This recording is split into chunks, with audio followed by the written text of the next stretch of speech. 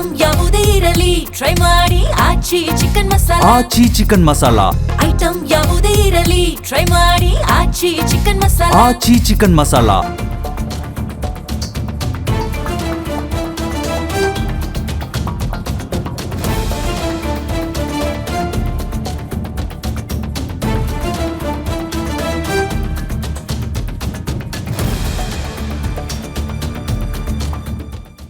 ಉಮರ್ ಮನೆಯ ಇಂಚಿಂಚು ಜಾಲಾಡ್ತಾ ಇದೆ ಇಡಿ team. Harris ಇಡೀ ಕುಟುಂಬಕ್ಕೆ ತಟ್ಟಿದಂತ ಇಡಿ ದಾಳಿಯ ಬಿಸಿ. ಶಾಸಕ ಹ್ಯಾರಿಸ್ ಇನ್ನೊಬ್ಬ ಮಗನಿಗೂ ಕೂಡ ಇಡಿ ಶಾಕ್ ಕೊಟ್ಟಿದೆ. ಉಮರ್ ನಲಪಾಡ್ ಮನೆ ಮೇಲೂ ಕೂಡ ಇಡಿ ದಾಳಿಯನ್ನ ಮಾಡ್ತಾ ಇದೆ.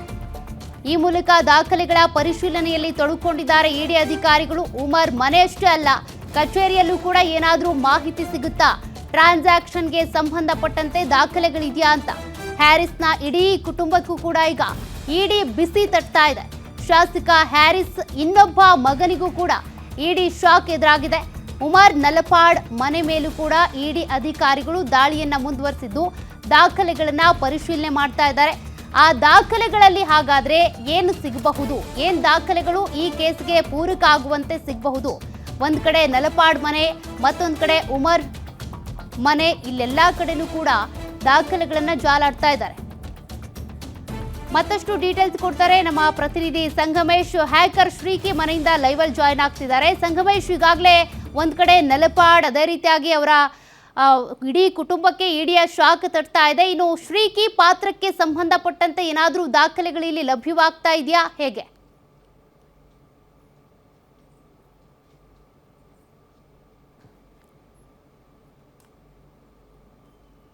ಏನು ಇಡಿ ಅಧಿಕಾರಿಗಳು ಬೆಂಗಳೂರಿನಲ್ಲಿ ಸುಮಾರು 10ಕ್ಕೂ ಅಧಿಕ ಸ್ಥಳಗಳಲ್ಲಿ ಅದು ರಾಜಕೀಯ ವ್ಯಕ್ತಿಗಳ ಮನೆಗಳ ಮೇಲೆ ಒಂದು ಇಡಿ ಅಧಿಕಾರಿಗಳು ದಾಳಿಯನ್ನ ನಡೆಸಿದ್ದಾರೆ. ಸದ್ಯ ಜಯನಗರದ 10ನೇ ಕ್ರಾಸ್ನಲ್ಲಿರುವ ಶ್ರೀಕಿ ಮನೆಯ ಮುಂದೆ ನಾನಿದ್ದೀನಿ, ತೋರಿಸ್ತಾ ಹೋಗ್ತೀನಿ ದೃಶ್ಯದಲ್ಲಿ.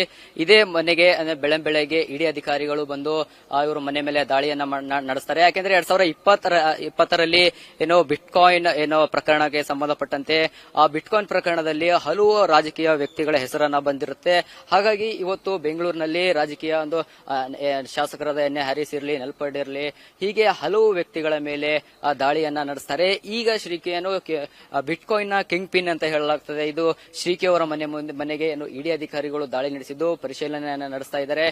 ಬೆಳಗ್ಗೆ ಏನು 4 ಸಿಆರ್ಪಿಎಫ್ ಸಿಬ್ಬಂದಿಗಳು ಕೂಡ ಬಂದಿದ್ರು. ಇಲ್ಲಿ ಬಂದು ಶೋಧ ಕಾರ್ಯವನ್ನು ನಡೆಸ್ತಾ ಇದ್ದಾರೆ. ಜೊತೆಗೆ ಇಲ್ಲಿ 2 ಇನೋವಾ ಕಾರ್ಗಳಿದೆ. ಇನೋವಾ ಕಾರಲ್ಲಿ ಬಂದು ಶೋಧ ಕಾರ್ಯವನ್ನು ನಡೆಸ್ತಾ ಇದ್ದಾರೆ. ಜೊತೆಗೆ ಯಾವುದೋ ಇದು ಸಂಜೆವರೆಗೂ ಈ ಕಾರ್ಯವನ್ನ ನಡೆಯುವ ಸಾಧ್ಯತೆ ಇದೆ ಅಂತ ಹೇಳಲಾಗ್ತಾ ಇದೆ. ಯಾಕೆಂದ್ರೆ ಒಂದು ಪ್ರಮುಖವಾದ ಪ್ರಕರಣ, ಹೀಗಾಗಿ ಈ ಇದರಲ್ಲಿ ಕಿಂಗ್ ಪಿನ್ ಅಂತೆ ಶ್ರೀಕಿ ಅವರು ಗುರುತಿಸಿಕೊಂಡಿದ್ರು. ಹೀಗಾಗಿ ಸದ್ಯದ ಮಟ್ಟಿಗೆ ಯಾವ್ಯಾವ ದಾಖಲೆಗಳ ಸಿಕ್ಕಿದೆ ಅನ್ನುವ ಮಾಹಿತಿ ಇಲ್ಲ. ಹಾಗಾಗಿ ಸಂಜೆ ಒಳಗೆ ಬಂದು ಸಂಜೆ ಒಳಗೆ ಆಗಿ ಯಾವೆಲ್ಲ ಮಾಹಿತಿ ಸಿಗುತ್ತೆ ಅನ್ನೋದನ್ನೇ ಕಾದು ನೋಡಬೇಕಾಗಿದೆ. ಯಾಕೆಂದ್ರೆ ಬಹಳ ಕುತೂಹಲದಿಂದ ಬೆಂಗಳೂರಿನಲ್ಲಿ 10ಕ್ಕೂ ಅಧಿಕ ಏನು ಇಡಿ ದಾಳಿಗಳು ನಡೆದಿದೆ. ಇದು ಒಂದು ಎಲ್ಲರಲ್ಲಿ ಕುತೂಹಲ ಮೂಡಿಸ್ತಾ ಇದೆ, ಏನೇನು ದಾಖಲೆ ಸಿಗಬಹುದು. ಜೊತೆಗೆ ಯಾಕೆಂದ್ರೆ ಅದು ಪ್ರಬಲ ನಾಯಕರ ಮನೆ ಮೇಲೆ ದಾಳಿಯನ್ನು ನಡೆಸಿದ್ದಾರೆ. ಎಕ್ಸ್ ಯೂನಿಯನ್ ಮಿನಿಸ್ಟರ್ ಮೊಮ್ಮಗರ ಮನೆ ಮೇಲೆ ಕೂಡ ದಾಳಿ ನಡೆಸಿದ್ದು ಬಹಳ ಕುತೂಹಲ ಮೂಡಿಸ್ತಾ ಇದೆ. ಸೌಖ್ಯ. ಓಕೆ, ಥ್ಯಾಂಕ್ ಯು ಸಂಗಮೇಶ್ ಡೀಟೇಲ್ಸ್ಗೆ. ಅಜಯ್ ಇಲ್ಲಿವರೆಗೂ ಕೂಡ ಡೀಟೇಲ್ಸ್ ಕೊಟ್ಟರು. ಅಜಯ್, ನಿಮಗೂ ಕೂಡ ಧನ್ಯವಾದಗಳು. ನೋಡಿ, ಈಗಾಗಲೇ ಒಂದು ಕಡೆ ಹ್ಯಾರಿಸ್ ಮನೆ ಮೇಲೆ ಇಡಿ ದಾಳಿ ನಡೀತಾ ಇದೆ, ಮತ್ತೊಂದು ಕಡೆ ಶ್ರೀಕಿ ಮನೆ ಮೇಲೂ ಕೂಡ ದಾಳಿ ನಡೀತಾ ಇದ್ದು ದಾಖಲೆಗಳನ್ನು ಪರಿಶೀಲನೆ ಮಾಡಲಾಗ್ತಾ ಇದೆ.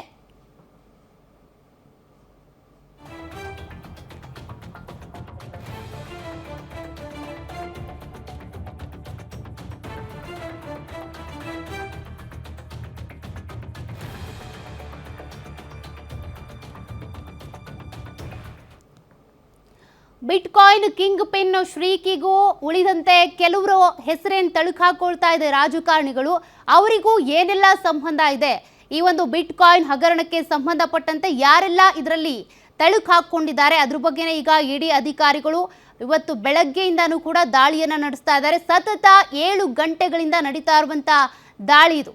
ಈ ದಾಳಿಯ ಸಂದರ್ಭದಲ್ಲಿ ಈ ಪ್ರಕರಣಕ್ಕೆ ಪೂರಕವಾಗುವಂಥ ದಾಖಲೆಗಳು ಸಿಗುತ್ತಾ?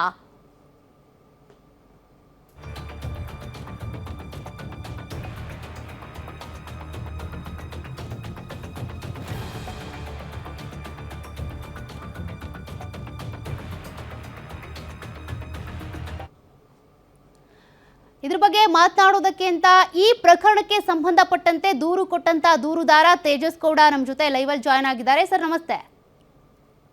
ನಮಸ್ತೆ ಸರ್, ಈ ಕೇಸಿಗೆ ಸಂಬಂಧಪಟ್ಟಂತೆ ನೀವು ಮೊದಲು ಧ್ವನಿ ಎತ್ತಿದ್ರಿ, ಬೇರೆ ಬೇರೆ ರಾಜ್ಯಗಳಲ್ಲೂ ಕೂಡ ಈ ಜಾಲ ಇದೆ, ಜೊತೆಗೆ ಶ್ರೀಕಿಗೂ ಅನೇಕ ರಾಜಕಾರಣಿಗಳಿಗೂ ಸಂಬಂಧ ಇದೆ ಅಂತ ಕೂಡ ನೀವು ದೂರಿನಲ್ಲಿ ಉಲ್ಲೇಖ ಮಾಡಿದ್ರಿ. ಈಗ ಸದ್ಯ ಅನೇಕ ರಾಜಕಾರಣಿಗಳ ಮನೆ ಮೇಲೆ ದಾಳಿ ನಡೀತಾ ಇದೆ, ಜೊತೆಗೆ ಶ್ರೀಕಿ ಮನೆ ಮೇಲೂ ಕೂಡ ದಾಳಿ ನಡೀತಾ ಇದೆ. ಏನ್ ಹೇಳ್ತೀರಿ ಸರ್? ಮೊದಲನೇದಾಗಿ ಈ ದಾಳಿ ಮೊದಲೇ ಆಗ್ಬೇಕಿತ್ತು. ಏನಕ್ಕೆ ಅಂತಂದ್ರೆ ಯಾವಾಗ ಬಿಟ್ ಕಾಯಿನ್ಸ್ ಹಗರಣ ಬೆಳಕು ಬರುತ್ತೆ, ಅದ್ ಸಂಬಂಧಪಟ್ಟ ಅಧಿಕಾರಿಗಳು ಸರಿಯಾಗಿ ತನಿಖೆ ಮಾಡಿದ್ರೆ ಇವತ್ ಯಾರ್ಯಾರ ಮನೆ ಮೇಲೆ ದಾಳಿ ಮಾಡಿದ ರೀತಿ ಅಧಿಕಾರಿಗಳು ಅವರೆಲ್ಲ ಯಾವಾಗ್ಲೂ ಬಂಧನ ಆಗ್ಬೇಕಿತ್ತು, ಉಪ್ಪು ತಿಂದು ನೀರು ಕುಡಿಲೇಬೇಕಿತ್ತು. ಆದ್ರೆ ಕೆಲವೊಂದು ರಾಜಕೀಯ ಪ್ರಭಾವದಿಂದ, ಕೆಲವೊಂದು ರಾಜಕಾರಣಿಗಳ ಬೆಂಬಲದಿಂದ ಈ ಎಲ್ಲಾ ಆರೋಪಿಗಳು ಸಹ ಯಾವುದೇ ರೀತಿಯಾದಂತ ಏನು ಶಿಕ್ಷೆ ಆಗದೇನೆ ಆಚೆ ರಾಜರೋಷವಾಗಿ ಓಡಾಡ್ಕೊಂಡಿದ್ದು ತಾವು ಗಮನಿಸಿದ್ರಿ, ನಾವು ಕೂಡ ಗಮನಿಸಿದಿರಿ.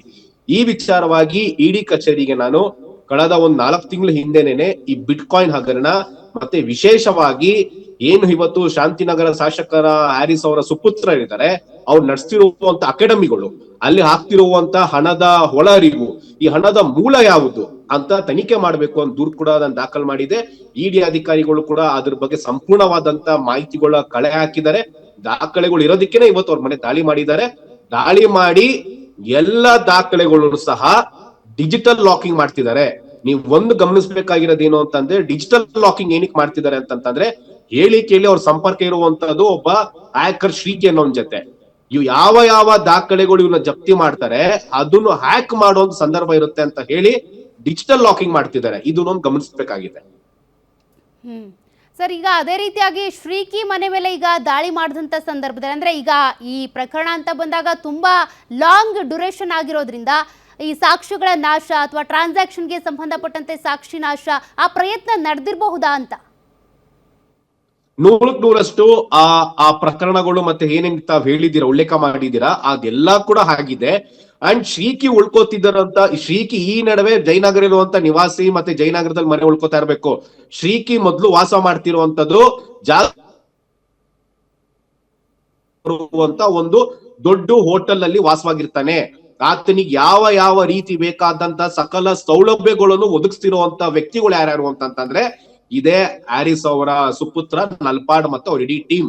ಇವತ್ತು ಏನಕ್ಕೆ ಶ್ರೀಕಿಗೆ ಆ ಒಂದು ದೊಡ್ಡ ಪ್ರತಿಷ್ಠಿತ ಹೋಟೆಲ್ ಅವನ್ಗೆ ಬೇಕಾದಂತ ಎಲ್ಲಾ ಸೌಲಭ್ಯಗಳು ಕೂಡ ಮಾಡ್ಕೊಟ್ಟಿರ್ತಾರೆ.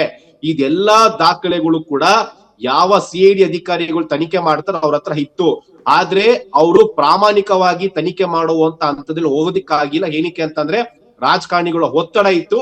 2024 ಇದೇ ವಿಚಾರವಾಗಿ ಯಾವ ಒಬ್ಬ ನಲ್ಪಾಡ್ನ ತನಿಖೆ ಕರೀತಾರೆ, ಆ ಸಂದರ್ಭದಲ್ಲಿ ಅಂತ ಪ್ರಾಮಾಣಿಕ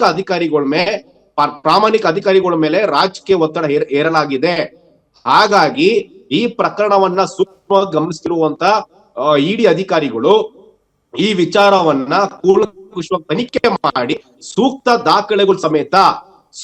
ದಾಖಲೆಗಳ ಸಮೇತ ಇವತ್ತು ಎಲ್ಲಾ ಕಡೆ ದಾಳಿ ಮಾಡಿದ್ದಾರೆ. ಕೇವಲ ನಲ್ಪಾಡ್ ಮಾತ್ರ ಅಲ್ಲ, ಬಿಟ್ ಕಾಯಿನ್ ಹಗರಣದಲ್ಲಿ ರಾಜಕಾರಣಿಗಳ ಮಕ್ಕಳು ನೇರವಾಗಿ ಭಾಗಿಯಾಗಿದ್ದಾರೆ.